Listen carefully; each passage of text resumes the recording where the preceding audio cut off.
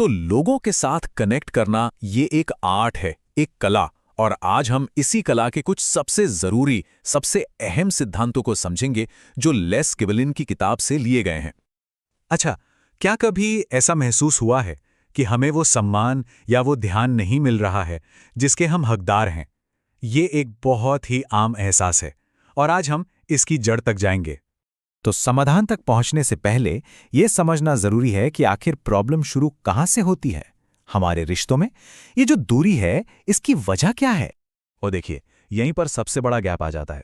हम लोग ना अक्सर लॉजिक पर, तर्क पर फोकस करते हैं कि सही क्या है, लेकिन सच्चाई यह है कि ज्यादातर लोग वो लॉजिक से नहीं बल्कि फीलिंग से, एहसासों से रिएक्ट करते हैं। हमारी सोच और उनकी हकीकत में बस यही एक बुनियादी सा फर्क है। तो फिर इसका हल क्या है? इस किताब में एक बहुत ही गहरी इंसाइट दी गई है, एक ऐसा सच जो हर बातचीत को देखने का नजरिया ही बदल देगा। यही है वो सुनहरा नियम। लोग भूल जाएंगे कि आपने क्या कहा, वो ये भी भूल जाएंगे कि आपने क्या किया, लेकिन लोग ये कभी नहीं भूलेंगे कि आपने उन्हें कैसा महसूस कराया। बातें, काम सब वक्त के साथ धुंधले पड़ जाते हैं, लेकिन वो भावनात्मक असर, वो हमेशा याद रहता है। और हमारे रिश्तों की नींव भी यही है। इसका मतलब हमारा लक्ष्य सिर्फ बातें करना नहीं होना चाहिए, बल्कि एक गहरा, एक असली मानवीय जुड़ाव बनाना होना चाहिए। और ये जुड़ाव बनता है किसी को मूल्यवान, समझा हुआ और सम्मानित महसूस कराने से। ओके, तो ये जुड़ाव बनाए कैसे? चलिए आप कुछ प्रैक्टिकल तरीकों पर नजर डालते हैं, कुछ ऐसे टूल्स जिनसे हम ये मजबूत रिश्ते बनाना शुरू कर सकते हैं। सबसे बुनियादी चीज, हर इंसान की एक गहरी, एक बेसिक जरूरत होती है, महत्वपूर्ण महसूस करना। बस इस एक बात को समझ लेना ही ना बेहतर रिश्तों की तरफ पहला कदम है। ऐसे सोचिए जैसे हर इंसान अपने गले में एक अदृश्य साइन बोर्ड पहनकर घूम रहा है जिस पर लिखा है, मुझे महत्वपूर्ण महसूस कराओ।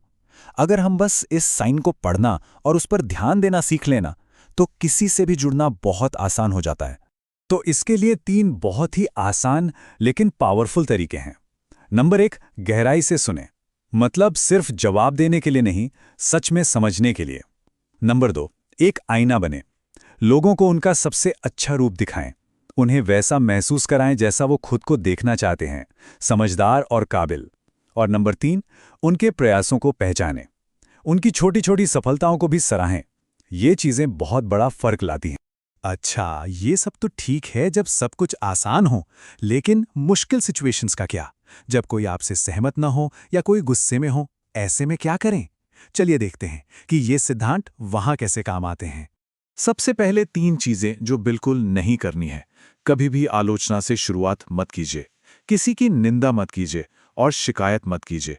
इन 3 चीजों से क्या होता है, सामने वाला इंसान फौरन एक दीवार खड़ी कर लेता है, बात शुरू होने से पहले ही खत्म हो जाती है। फर्क बिल्कुल साफ है ना? जब हम किसी के अहंकार पर हमला किए बिना उनकी गरिमा को बनाए रखते हुए अपनी बात कहते हैं, तो वो सुनने के लिए तैयार रहते हैं।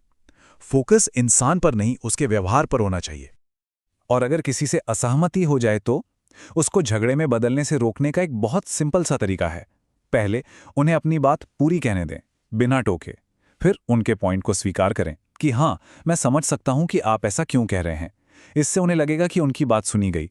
और उसके बाद बहुत आराम से अपना विचार एक और विकल्प की तरह सामने रखें।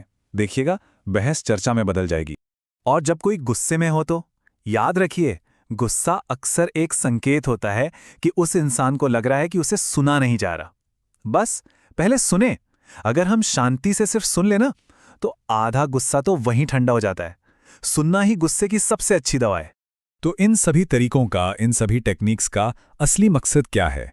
ये हमें जीतने का मतलब ही बदलकर सिखा देता है। क्योंकि असली प्रभाव यानी कि सच्चा इन्फ्लुएंस सबसे अच्छे तर्क देने से नहीं आता। असली प्रभाव तब बनता है जब आप किसी के दिमाग तक पहुंचने से पहले उसके दिल से जुड़ते हैं। और यही आखिरी और सबसे जरूरी बात है। असली जीत बहस जीतना है ही नहीं, असली जीत है उनका भरोसा जीतना, क्योंकि भरोसा ही वो बुनियाद है जिस पर हर कीमती रिश्ता टिकता है।